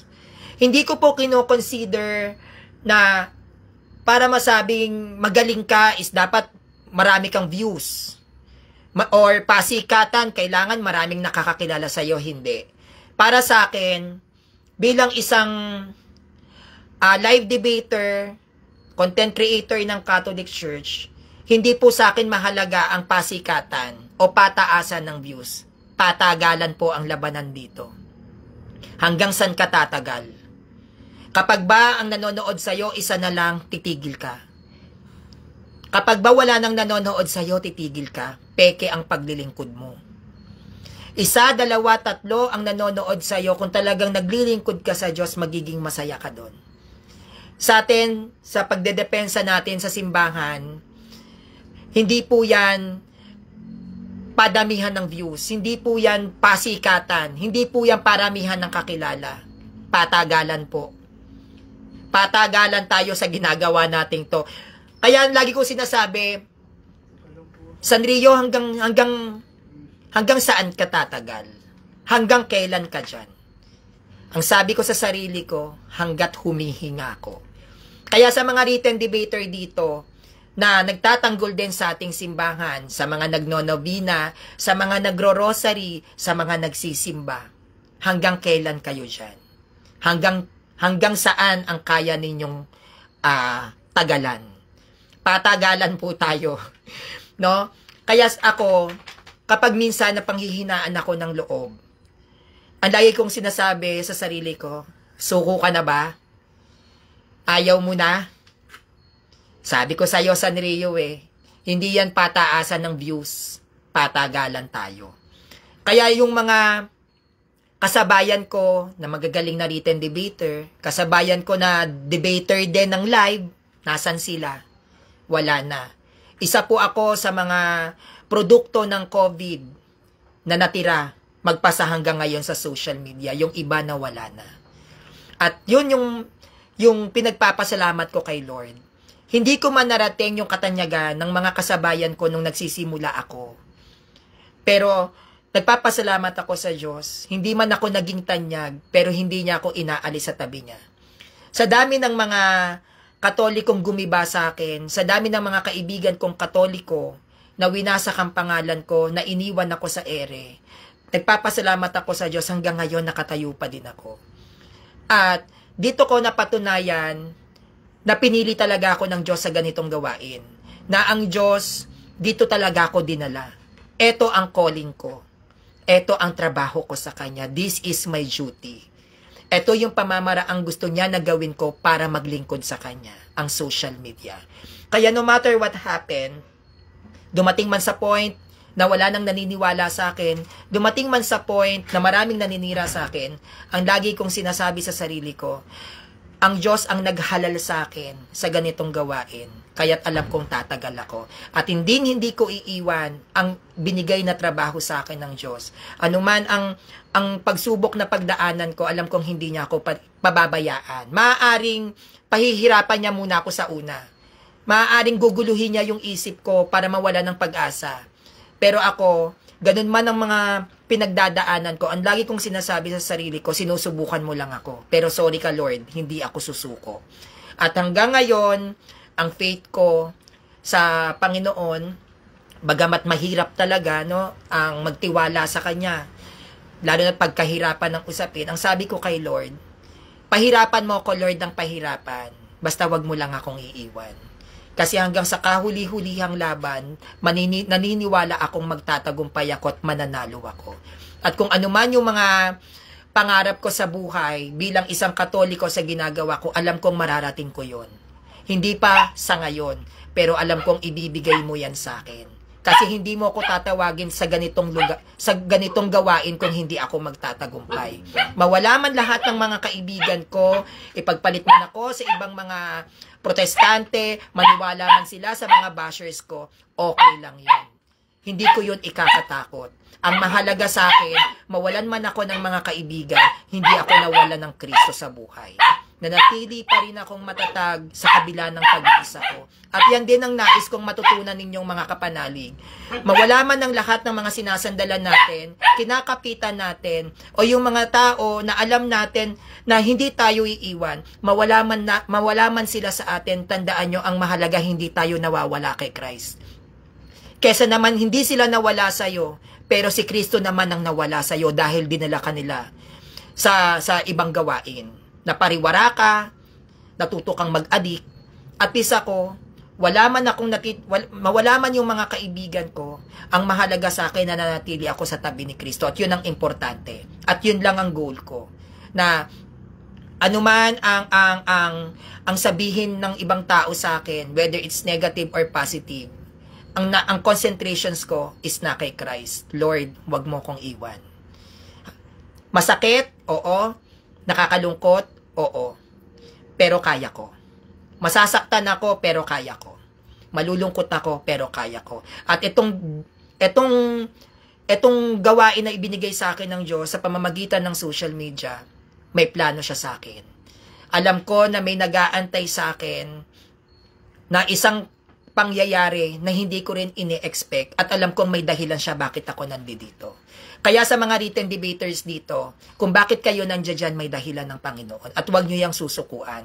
Like what I've said, ang pagtatanggol sa simbahan, ang pagtuturo sa mga aral ng simbahan, hindi po yan pagalingan, hindi po yan pasikatan, kundi patagalan. Matira-matibay pagdating sa pananampalataya. Kaya kayong mga Katoliko na nagtatanggol sa simbahan, hanggang saan kayo tatagal? Hanggang kailan kayong magtatanggol sa simbahang Katoliko? No? Yun po ang lagi nating isisiksik sa isip natin. Ang dami ko na pong mga accounts, thousands of followers na giniba at sinubukan ng paulit-ulit, pero bumabangon ako dahil ang lagi kong sinasabi sa sarili ko, hindi to pasikatan, patagalan.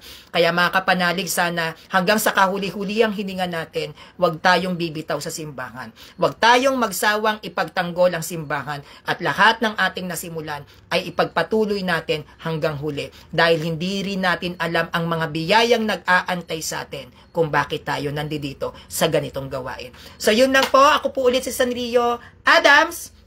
No, at maraming salamat sa inyong panonood regarding sa rebulto ng Catholic Church, at sana nag-enjoy kayo, no? At gabi na din po, hindi pa ako nakakakain. So, Maraming salamat po sa inyo, and please don't forget to subscribe on my YouTube channel, Sanrio TV. Yun lang po. Good night. God bless you everyone.